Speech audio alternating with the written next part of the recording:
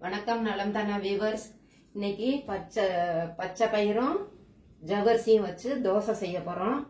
அதுக்கு இந்த ஒரு கப்புல பச்சரிசி எடுத்திருக்கேன், ஒரு கப்பு ஜவ்வரிசி எடுத்திருக்கேன், அரை கப்பு உளுந்து, தோல் உளுந்தும் எடுத்துக்கலாம், தோல் இல்லாத உளுந்தும் எடுத்துக்கலாம். நான் தோல் உளுந்து எடுத்திருக்கேன்.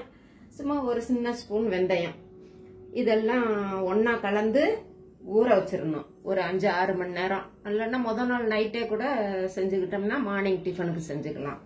ஒரு 2 தடவை கழுவிட்டு அப்புறம் ஒரு தண்ணியை ஊற்றி எல்லாம் ஊற வச்சிடணும். ஊற வச்சதுக்கு அப்புறம் நல்லா அதுல கலக்கிறதுக்கு ஜீரகம், மிளகு, இஞ்சி இது 3 மட்டும் போட்டா கூட போதும். பச்சை மிளகுக்கு பதிலாக பச்சை மிளகாயோ வரமிளகாயோ கலந்துக்கலாம்.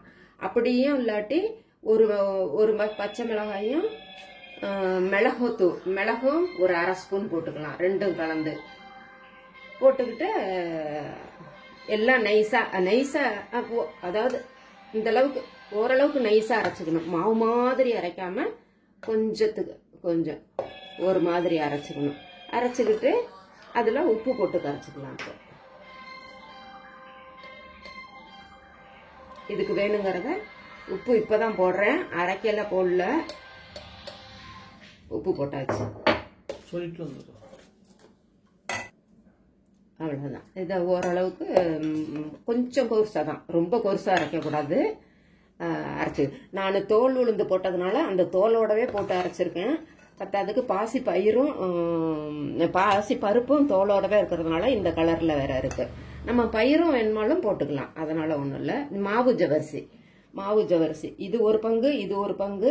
இது உளுந்தம்பருப்பு, அதாவது இதுன்னா ஜவ்வரிசி ஒரு பங்கு, பாசி பயிறு ஒரு பங்கு, உளுந்தம்பருப்பு அரை பங்கு.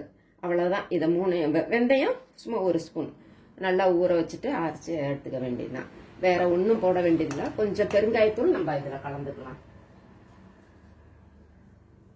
இஞ்சி போட்டிருக்கிறோம், இருந்தாலும் பெருங்காயத்தூள் கொஞ்சமா. அடுப்பை பற்ற வச்சு தோசை ஊத்தி மெலிசா தான் ஊற்றணும்.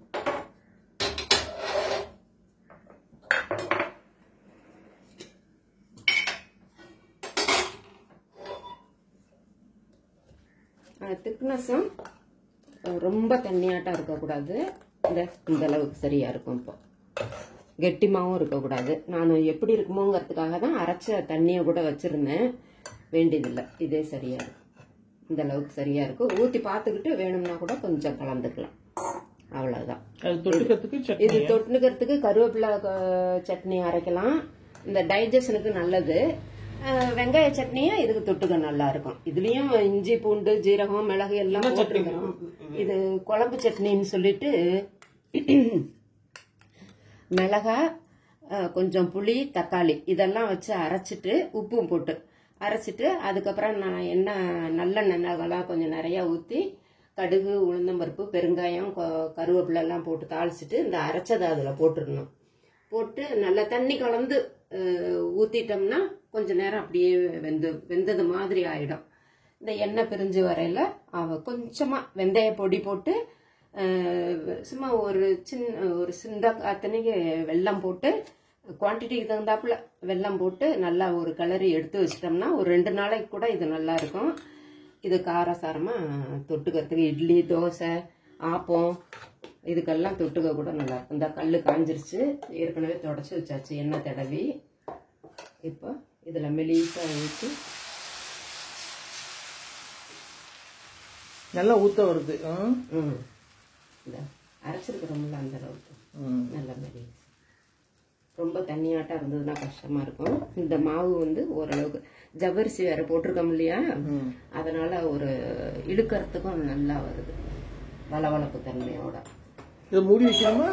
மூடி வைக்கணும் அவசியம் இல்லை. எண்ணெய் மட்டும் நம்ம மேலேயும் கொஞ்சம் தாராளமா ஊற்றணும். கொஞ்சம் ஓரளவுக்கு தோசைக்கு ஊத்துறாப்புல ஊத்துனா கூட ரொம்பலாம் வேண்டியதில்லை. என்ன ரிஃபைண்ட் ஆயில் தானே? சன்ஃபிளவர் ஆயில், ரீஃபைண்ட் ஆயில் ஊற்றிருக்கேன். இது ஊற வச்சு அரைக்கிறதுக்கு நேரம் ஆகுங்கிறதுனால உடனே இதை இன்க்ரீடியன்ஸை மட்டும் காமிச்சிட்டு அரைச்சதை மட்டும் காமிச்சிட்டு விட்டுட்டேன்.